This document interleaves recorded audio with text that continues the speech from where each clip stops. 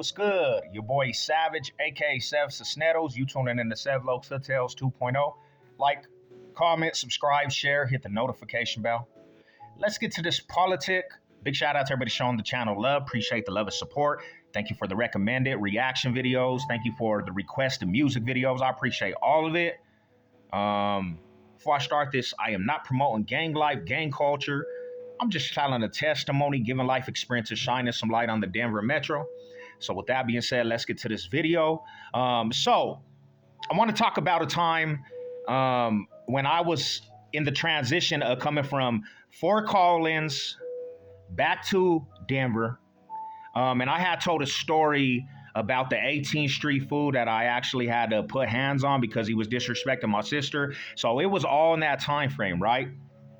We come back from Fort Collins. We're living in Fort Collins. We come back to Denver Metro. And I asked my sister, I said, hey, can we go stay over there? Well, I didn't know where my sister lived, right? She lives off of Lima Street. I said, where's Lima Street? She said, Colfax and Lima and Aurora. I said, oh, man. I go over there. And when I'm going over there, it's down the street from, you know what I'm saying, the Jolliettes. It's all in that area, bro. So if you know anything about Aurora and that side of town, that's the trenches. It does get activated all in that area. There's a lot of different gangs, Aurora gangs, Denver gangs, Cali gangs, Sureños, SAs, Crips, Bloods, GDs. It's like a melting pot for gang banging central, right? Well, where my sister lives, she lives in a duplex. We pull up to the duplex, and you could tell the duplex off top is low income. My sister got the low income Section 8, so she's over there, and when we pull up, I start peeping out the scenery over there, and it's a lot of community going on right there. You had the drunks, you had people smoked out. There's a lot of community. It's one of them little apartment complexes where you might have migrants and you might have the Africans, and you got a lot of paisas, a lot of black folks over there. It can get dangerous because there was actually East Side Crips that lived down the block, and you had some Bloods over here, and you had the SAs right here. So it was common that there was shootings all the time over there. You know what I'm saying?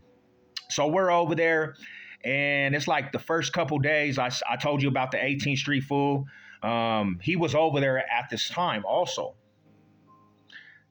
I go and I see, I'm in the community. My little nieces and nephews are over there.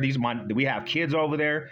And, there's a house over here where the winos be drinking, and you got people over here. You could tell they're from other states. Well, right next door, there's some youngsters over there. They're from another state also, but they're getting their money, traffic all throughout there. And, it reminded me of the X Block. If you lived on 13th and Xenia, you remember how much traffic was over there, with the foods getting high. But the house right next door was where they was getting money. They were getting money on their doorstep. And you could tell these fools were always cool. They always show respect, but you could tell these fools were little knuckleheads. They had their little partners over there. And it was interesting because they had babies over there. It was like a trap house, right? Straight trap house. When I pulled up over there, my wife was like, yeah, they're kind of up to something, I said, yeah, we just mind our own business. We good. This is where Alicia lays her head. We ain't tripping. But I knew the way that they were serving out the house, something was going to happen. I could just feel it. They were like kind of careless. There was no, secretiveness about what they were doing. So we're chilling one night, right? And we're watching a movie. We're watching a movie in the living room, and how the living room was set up is like, once you go through them gates in the middle, that's where like they say, the front door was. But she also had a door in the kitchen area. And that's when I told you that story about the 18th Street.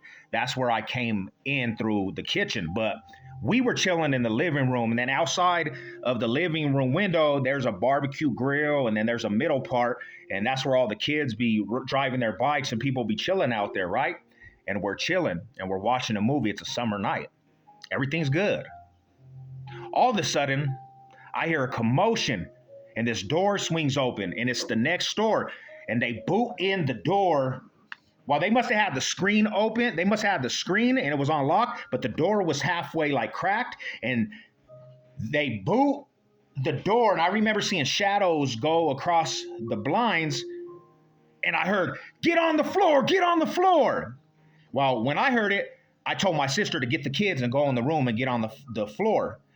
Whatever happens, just get on the floor just in case they start shooting. Bullets don't come through them walls. So they go take the kids. My wife takes the kids. I go to the door and I look out the door and there's a dude and he has a hoodie on and you can hear some girls screaming next door. And they're like, "We got kids, we got kids." And all I remember is boom, boom. And then all of a sudden, when I heard boom, boom, I said, "Oh, they shot." I went and I knew exactly what happened. I went in and grabbed what I had and I went back to the door like, damn. Well, when them dudes were coming out, they started running. There was one individual in the back. He seen me at the door and he kind of just like, when he ran by, he kind of started mugging and then ran off. I said, "Oh, hell no." I said, "They're going to think that," you know what I'm saying? We seen after that, after they leave, the dude in the house, he was the main, like the dad. He comes out and he shot 2 times in the chest and he gets on the ground and he's taking his last breath. Right in front of my door, he's taking his last breath, like suffocating. They're like, "Please don't die, please don't die." The paramedics get there. They're trying to revive him. His eyes roll back. His girlfriend's crying. The cops come. They have that whole thing secured. Little youngster dies, man. It was crazy. He died. He went to the hospital. They never came back to them apartments. They came back out their stuff, but he passed away. They killed that fool. So everybody's talking about it. They had it on the news. Everybody was talking about it. Well, fools are kind of like, dang, weary about, are them fools going to come back? So it's like on standstill over there. Everybody's all weary. About a week later, I'm chilling. And at this time, now I'm like, okay, it goes down over here. So I got a thing on me at all times. I'm chilling in the backyard where fools used to smoke blacks. And some dude comes up and he says, "What's your name?" And then I hopped up like, "Why? Who's asking?" And he kind of like understood. I was kind of paranoid and mad. And I had the thing and he realized it. He said, "We just want to know." You know, so I said, "Don't come over here asking questions." He said, "Bet." And he took off. So I think honestly, them fools came to check. And this is real deal. I think they came to check to see if we seen anything. And it was interesting because after that, fools like cars would actually come by that house.